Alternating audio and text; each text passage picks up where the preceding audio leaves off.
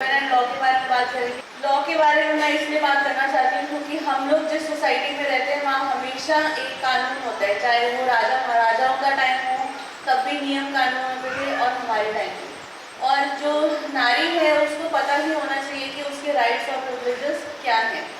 और आपको आजकल ये सारी नॉलेज यूट्यूब से मिल जाएगी, इंस्टाग्राम से मिल जाएगी, गूगल से मिल जाएगी। आप सर्टिफिकेट कोर्सेज भी कर सकते हो लॉ में, है ना। तो 1956 तक जो विमेन थी उनको अपने पैतृक संपत्ति में उनका कोई अधिकार नहीं होता था। तो जो एग्रीकल्चरल लैंड होता था वो बेटों को ही मिलता था। खास करके अगर शादी भी हो जाती थी तो शादीशुदा डॉटर को नहीं मिलता था। एक डिवोर्स्ड डॉटर और एक विडो को मिलता था, विडो को भी नहीं मिलता था। विडो के बारे में मैं आपको बाद में बताऊंगी।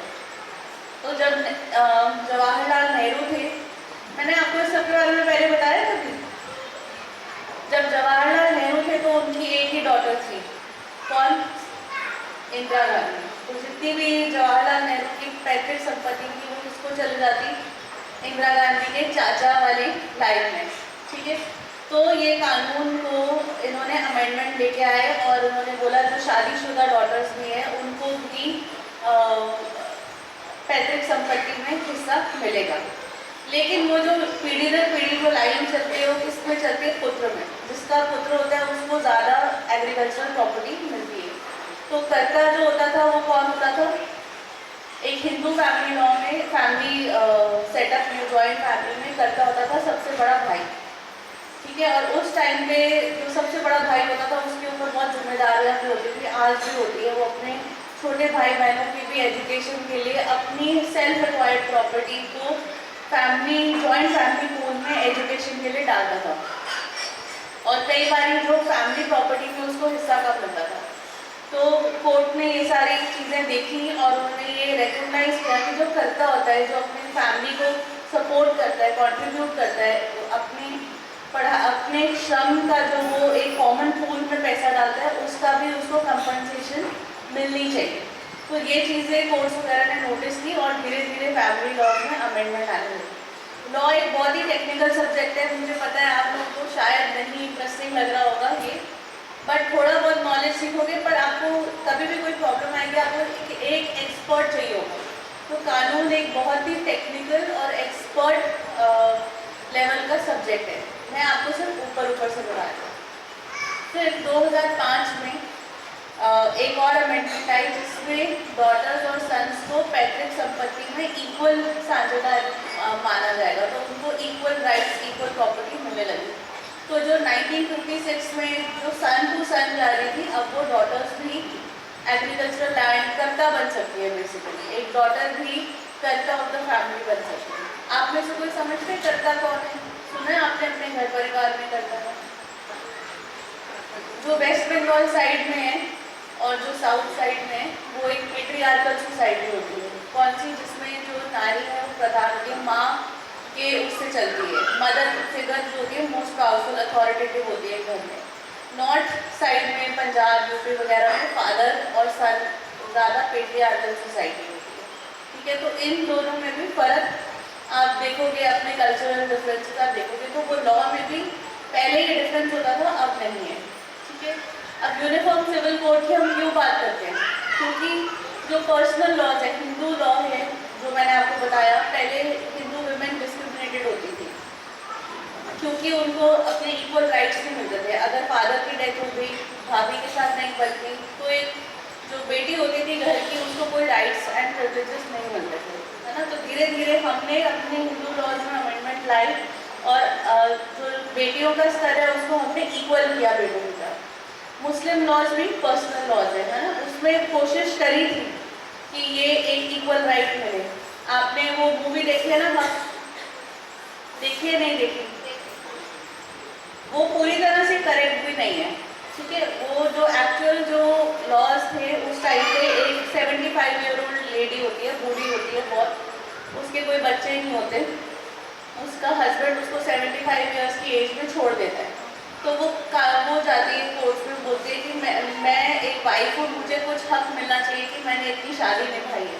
तो कोर्ट्स, इंडियन कोर्ट्स रिकॉग्नाइज करते हैं कि हाँ आपका बनता है। Even if Muslim family law में ये नहीं रिकॉग्नाइज्ड है, तो उसको फिर भी क्रिमिनल लॉ से सपोर्ट करते हुए उसको मुआवजा दिया, कंपनसेशन दी। और राजीव गांधी गवर्नमेंट जो थी उन्होंने देखा कि हमारा जो मुस्लिम वोट बैंक है वो कम हो जाएगा, तो उन्होंने क्या किया, वो जो इंडियन कोर्ट की जो जजमेंट थी उसको रिवर्ट कर दी।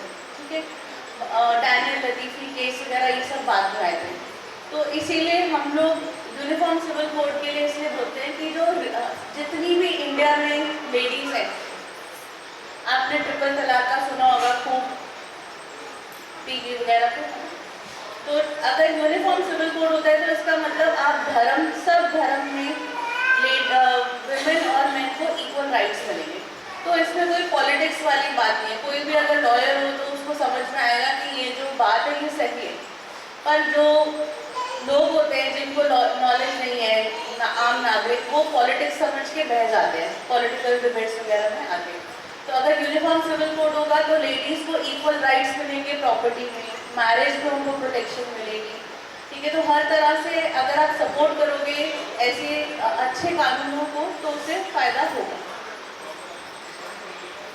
और कोई मेरे को बता सकता है कि सपोजिंग किसी के फादर की डेथ होती है तो जो पैतृक संपत्ति है वो किस किस को मिलती है? अगर घर में बेटा, बेटी, मदर, विडो है तो किसको कैसे मिलेगी? किसी को आइडिया है?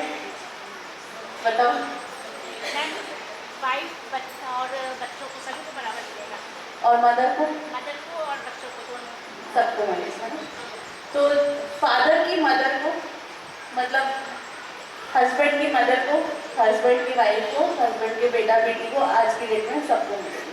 ठीक है, तो ऐसे वो इनहेरिट होगा। ब्रदर को मिलेगी नहीं। ब्रदर को किससे मिलेगी? अपने फादर से। तो ये कुछ ऐसे रूल्स हैं। तो ये सब टेक्निकल चीज़ें ये एक लॉयर बताता है। आप ये यूट्यूब वगैरह पर आप लोग अपनी नॉलेज के लिए देख भी सकते हो, कॉमन नॉलेज के लिए। तो पहले टाइम पे क्या होता था, जब 1956 से पहले क्या होता था, अगर कोई विधवा हो जाती थी तो उसको रहने के लिए घर दे देते थे, पर वो घर की ओनरशिप उसको नहीं मिलती थी। तो ये वाले कानून भी हमने बदले, ताकि पहले क्या होता था, घर में रह लो, उसकी डेथ के बाद वो घर पैतृक संपत्ति में वापस आ जाता था, बेटों को चले जाता था, विधवा के बच्चों को कुछ नहीं मिलता था। ठीक है, और अगर बच्चे नहीं हैं तो वैसे ही वो वापस आ जाता था। बट कानून में फिर से अमेंडमेंट्स आई और अब विधवा को फुल ओनरशिप मिलती है, पहले नहीं होती थी। और अब मेरे को कोई बता सकता है अगर कोई विधवा रीमैरी करे तो उसको मिलेंगे प्रॉपर्टी राइट्स फर्स्ट हस्बैंड से या नहीं? सब नो बोल रहे हैं। उसको मिलेंगे, पूरी तरह से मिलेंगे। ठीक है, कब नहीं मिलेंगे? अगर वो पहले प्रावधान था कि अगर एक वुमन दूसरी शादी मतलब अगर वो अनचेस्ट है ना, अगर वो कैरेक्टरलेस है तो उसको नहीं मिलेगा। बट ये सब अब कानून से हटा दिया है आज की डेट में। दूसरी शादी करने पर पहले भी मिलता था, अब भी मिलेगा। और वो जो एक कैरेक्टरलेस अनचेस्ट वाला जो क्लॉज है वो भी हटा दिया। तो ये भी एक सरकार की तरफ से नारी सशक्तिकरण का एक स्टेप है।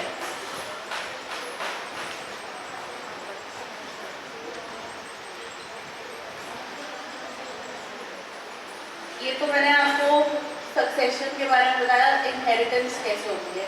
सेल्फ एक्वायर्ड प्रॉपर्टी क्या होती है पता है किसी को? जो आप अपने श्रम से कमाते हो वो सेल्फ एक्वायर्ड प्रॉपर्टी होती है। तो जो सैलरी हो गई हस्बैंड की वो क्या है? Self acquired property. तो आपका हम आपसे बोलते हैं जागृति कार्ड भरो। क्यों?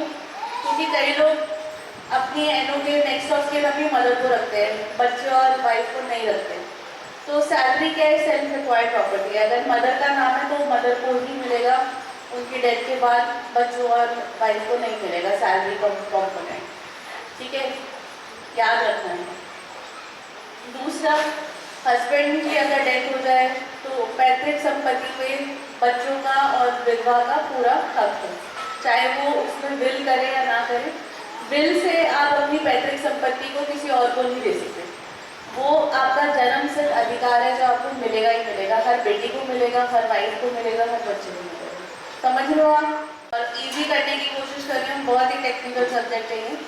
अब मैं शादी के बारे में बात करती हूँ ना, क्योंकि हम लोग सब बात करते हैं क्रूअल्टी के ऊपर, है ना। क्रूअल्टी जब भी हम सोचते हैं हमें लगता है बस डाउरी, डेथ हो गई, क्रूअल्टी हो गई, नारी की क्या कहते हैं उसको, त्रस्त है ना, तो हम नारी का ही सोचते हैं। बट मेंटल क्रूअल्टी आदमियों पर भी हो सकती है ना, डेली डेली ताने मारना, डेली डेली काम करके आता है उसको लड़ाई झगड़ा करना, उसकी भी वो मेंटल क्रूअल्टी है। अगर आप क्रूअल्टी करोगे अपने हस्बैंड के साथ तो वो एक ग्राउंड फॉर डिवोर्स बनता है। क्रूअल्टी किस तरह की हो सकती है? Financial, mental, physical, verbal. एक केस था, उसमें वाइफ बोलती थी अपने हस्बैंड के पूरे खानदान को गालियाँ ही देती थी वो, और बोलती थी कि वो भी बर्बाद हो, तुम भी बर्बाद हो, ऐसे ही डेली डेली चलता था। तो कोर्ट ने ये डिसाइड किया कि हाँ, डेली डेली जो वाइफ अपने हस्बैंड को इतना मदर फादर के बारे में, सबके बारे में बोलती है, तो it amounts to mental cruelty, and वो एक डिवोर्स डिग्री ग्रांट करती हस्बैंड के फेवर में। अदरवाइज जनरली देखा जाए तो जो कोर्ट्स है वो वाइफ को, लेडी को बहुत सपोर्ट करते हैं। तो आपका खुद का कंडक्ट एकदम करेक्ट होना चाहिए, ये नहीं कि आप खुद क्रूअल्टी करो और खुद फिर जस्टिस एक्सपेक्ट करो, है ना। तो कई बार हस्बैंड वाइफ में, हर हस्बैंड वाइफ में हर मैरिज में लड़ाई झगड़े चलते रहते हैं। बट डिवोर्स कब देती है कोर्ट ऑफ लॉ, कब डिवोर्स देता है? एंड हिंदू मैरिज क्या है? 7 जन्मों का एक बंधन है ना। तो डिवोर्स तो पहले रिकॉग्नाइज ही नहीं था। ये सब कब आया? जब हिंदू लॉज कोडिफाई हुए अंग्रेजों के टाइम के बाद, 1954 इंडिपेंडेंस के बाद, है ना, तब ये डिवोर्स हमने रिकॉग्नाइज किया हिंदू वुमेन के लिए। तो कौन से ग्राउंड्स हुए? एडल्ट्री समझते हैं आप? अगर हस्बैंड या वाइफ का किसी का एक्स्ट्रा मैरिटल अफेयर है और वो प्रूवन है, ठीक है, तब आप डिवोर्स के लिए अप्लाई कर सकते हो। तो कुछ 7 ग्राउंड्स होते हैं जिस पे आप डिवोर्स के लिए अप्लाई कर सकते हो। पर डेली के लड़ाई झगड़े पे कोई डिवोर्स नहीं होता, और ये धमकी देना भी amounts to mental cruelty. Adultery होगी, क्रूअल्टी हो गया। फिर वाइफ या हस्बैंड आइदर स्पाउस में से कोई बिल्कुल छोड़ के ही चले जाए, कोई एक्सक्यूज ना दे और डिसअपियर हो जाए, ठीक है, उसको कहते हैं डिजर्शन, कि आपने अपना घर परिवार त्याग दिया और आप चले गए। तब जो दूसरा स्पाउस है वो डिवोर्स के लिए अप्लाई कर सकता है। और कोई अनसाउंडनेस ऑफ माइंड हो, कोई मेंटल रिटार्डेशन हो जिसका आपको शादी के पहले ना पता हो, बाद में पता चलता है, तब आप उसको अप्लाई कर सकते हो फॉर डिवोर्स। या फिर आपका स्पाउस डिफरेंट रिलीजन में कन्वर्ट कर लेता है, हिंदुइज्म छोड़ के कोई और रिलीजन अडॉप्ट करता है, that is also count for divorce. Communicable disease जैसे HIV या कोई ऐसी डिजीज हो जाए जो कम्युनिकेबल है, तो वो भी एक ग्राउंड है। स्किज़ोफ्रेनिया एंड किसी ने संन्यास ले लिया और रिनाउंस कर दिया वर्ल्ड, तो वो भी एक ग्राउंड फॉर डिवोर्स है। या फिर 7 ईयर्स से मिसिंग है, किसी ने उसके बारे में नहीं सुना, that is the 7th ground for divorce. इसके आगे पीछे कोई भी रीज़न हो, आप कितना भी लड़ लो झगड़ लो, आपको डिवोर्स नहीं मिलेगा, ठीक है। तो फालतू की धमकियाँ नहीं देनी हस्बैंड को। और गवर्नमेंट हिंदू लॉ में तो क्लियर है कि आपका सेकंड लिविंग स्पाउस नहीं होना चाहिए at the time of marriage, है ना। कोई और पहली शादी नहीं होनी चाहिए, लिविंग नहीं होना चाहिए, डिवोर्स होना चाहिए तो हो सकती है। दूसरा, आपने सुना है ना 7 फेरे, कई आर्य समाज मंदिर में से 4 फेरे करते हैं, तो वो कोर्ट ऑफ लॉ में 7 फेरे ही रिकॉग्नाइज है। अगर आपने 6ठे फेरे में पंडित जी ने समाप्त कर दी तो आपका हस्बैंड या वाइफ डिवोर्स के लिए अप्लाई कर सकता है, ठीक है, क्योंकि वो 7 फेरे जो है वो एक एसेंशियल सेरेमनी है हिंदू धर्म की जो आप लेते हो, और उसी से एक मैरिज सोलमनाइज होती है, ठीक है। और दूसरा क्या है? पानी ग्रहण। ये 2 एसेंशियल चीज़ें जो आपकी मैरिज सेरेमनी में होनी चाहिए। मैं आपको ये इसलिए बता रही हूँ, कल को आपकी बेटियों की भी शादी होगी तो आपको ये सब ध्यान रखना है, ठीक है। मेरे घर परिवार में किसी की शादी होती है और वो 4 फेरों में जब कंक्लूड करते हैं, मैं ऑब्जेक्ट करती हूँ, वहाँ पे मैं पूरे 7 की भी डिमांड करती हूँ, क्योंकि जब आपने कानून आपको पता है तो आप असंभल के चलते हो। एंड कोर्ट ये आर्य समाज वगैरह बाकी चीज़ें नहीं देखते, सनातन धर्म ही देखते हैं जब हिंदू लॉज की बात होती है। क्या अगर आपके हस्बैंड आपको छोड़ के चले जाते हैं, आपका कोई राइट है, कोई भी स्पाउस हस्बैंड वाइफ कोई भी, तो यस, एक आप डिग्री कोर्ट में जा सकते हो, आप बोल सकते हो कि मेरे हस्बैंड को बाय ऑर्डर कोर्ट से बोला जाए कि वो मेरे साथ रहें, ठीक है। अगर वो नहीं उस कोर्ट के आदेश का पालन करते तो वो भी ग्राउंड फॉर डिवोर्स है। इसको क्या कहते हैं, रेस्टिट्यूशन ऑफ कॉन्जुगल राइट्स। और कभी भी कोई हस्बैंड वाइफ कोर्ट में जाता है तो एक कूलिंग ऑफ पीरियड देता है कोर्ट, है ना, कि आप आपस में 6 महीने का टाइम लो, डिसाइड करो, रिकनसाइल करने की कोशिश करो, मीडिएशन होती है, फिर जब वो फेल होता है तब भी डिवोर्स मिलता है। और मैंने अपने एक्सपीरियंस में ये देखा है कि जब भी आप हस्बैंड के बॉस को कंप्लेंट करते हो या कोर्ट कचहरी के चक्कर कटवाते हो हस्बैंड को या उसकी फैमिली को, तो वो उनकी ईगो इतनी हर्ट हो जाती है कि वो शादी तो नहीं रहती, वो टूट जाती है। तो अगर धमकाना है, डराना है, तो घर की चार दीवारी में ही ऐसा धमकाओ कि वहीं पे चीज़ें सॉर्ट आउट हो, है ना। और बॉयज़ की एज है 21, गर्ल्स की एज है 18 ईयर्स। बट आजकल अमेंडमेंट हो सकती है कि गर्ल्स की भी 21 ईयर्स की जाए फॉर मैरिज। चाइल्ड मैरिज होती है ना इंडिया में, बहुत कॉमन है, तो इसको देखते हैं। बाकी प्रोहिबिटेड रिलेशनशिप्स होते हैं जो एक वैलिड मैरिज नहीं मानते हैं। अगर आप अपने मामा के, बुआ के, अपने भाई बहन कज़न से शादी करते हो तो हिंदू लॉ में वो वैलिड नहीं है, मुस्लिम लॉ में वो वैलिड है ना। तो ये वाली शादी भी वैलिड नहीं होगी, तो इसके लिए डिवोर्स भी नहीं चाहिए। वैसे ही आप छोड़ दोगे, आपका कोई लीगल राइट नहीं होगा। क्यों? क्योंकि आपने एक इलीगल वॉइड मैरिज करी। और चाइल्ड कस्टडी के बारे में भी मैं आपको बता सकती हूँ कि पहले जो एक हिंदू मेल को ही कस्टडी मिलती थी छोटे बच्चे की, है ना। 5 साल के बच्चे तक का मदर का हक होता था, उसके बाद फादर को ही हक मिलता था। क्यों? क्योंकि male was the earning member of the family.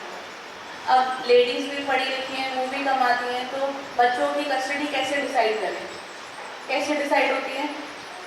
तो कोर्ट्स ने एक प्रिंसिपल अडॉप्ट किया कि Paramount welfare of the child, जो बच्चे के हित में हो ना, उस पेरेंट के पास जाते हैं। तो कोर्ट में आजकल पेरेंट्स को प्रूव करना होता है कि we are a better parent, हमारे साथ में परवरिश बच्चे की अच्छी होगी। तो ऐसे फौजियों के बहुत केसेस होते थे कि फौजीज का ट्रांसफ़र होता था, तो वो इस पर मिस आउट करते थे कि क्योंकि उनकी ट्रांसफरेबल जॉब होती थी, वाइफ बच्चा दे जाती थी। बट आजकल ये ट्रेंड ख़त्म हो गया है, ये नहीं है। चाइल्ड कस्टडी लॉज के ऊपर भी आप और रिसर्च कर सकते हो। बेसिक मेन पॉइंट यही है कि जो बच्चे के फेवर में होगा, कोर्ट्स वही देखेंगे। कई बार दादा दादी, नाना नानी बच्चे को गुमराह करने की कोशिश करते हैं, छोटे छोटे बच्चों को इन्फ्लुएंस करते हैं, वो भी कोर्ट देख लेता है कि बच्चे की भूल रही हुई है ना। तो ऐसे केसेस में और कोर्ट स्ट्रिक्टली इम्प्लीमेंट करता है। तो कुछ ये अवेयरनेस के पॉइंट्स थे। आप में से किसी को कुछ कभी भी पूछना हो, आप अप्रोच कर सकते हो। Thank you, all the best, सब कुछ रहें। नॉलेज इज़ पावर, है ना। अपनी बेटियों को ही बोलो लॉ करें। Thank you.